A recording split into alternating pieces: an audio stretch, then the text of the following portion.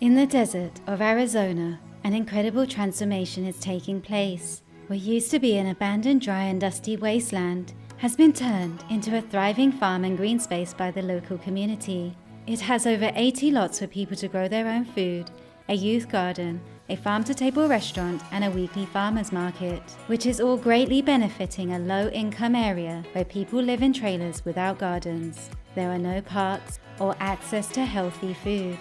And it's all happening by using special techniques to farm in the desert that have turned sandy gravel into fertile soil. What used to be a dust bowl is now the most biodiverse garden in the whole of Arizona, and it's improving the quality of life for the whole community.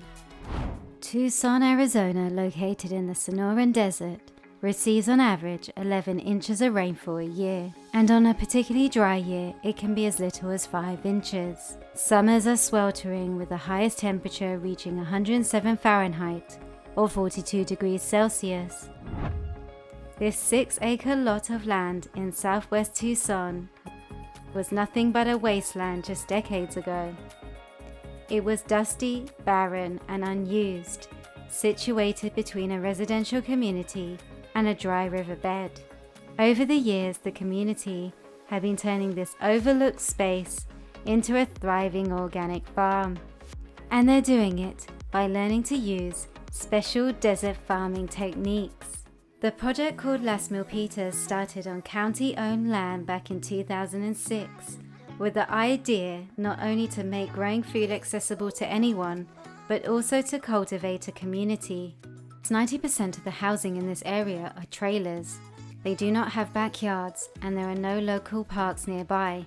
They also live in what's known as a food desert, where there's no access to fresh vegetables close by.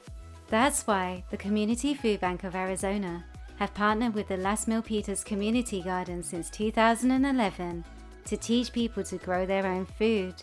The garden currently has 80 plots that are mostly sunken beds, because these are more efficient in desert climates. Sunken beds are designed to maximize water collection and store the water until it can be absorbed into the soil.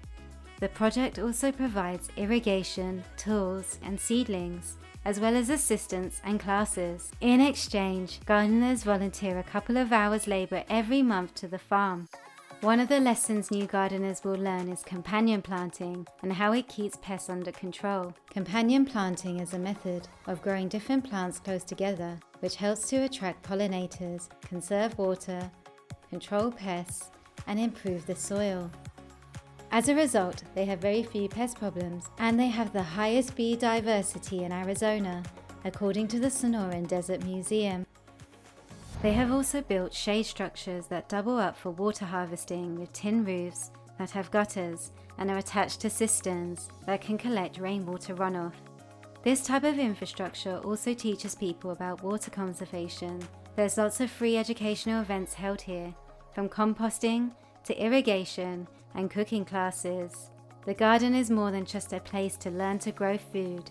It has provided a safe green space for the local community to connect with nature and with each other. There have been several scientific studies showing that gardening enhances your overall quality of life and decreases the severity of depression, anxiety, and other mental health issues. That's why initiatives like these are so important, not only for people's physical well-being, but also for their spiritual well-being. So if there's something interfering with your happiness or preventing you from achieving your goals, speaking with a licensed therapist who's there to listen and give you unbiased advice may be the answer. With today's sponsor, BetterHelp, you can have therapy sessions as a phone call, as a video chat, or messaging if you prefer that.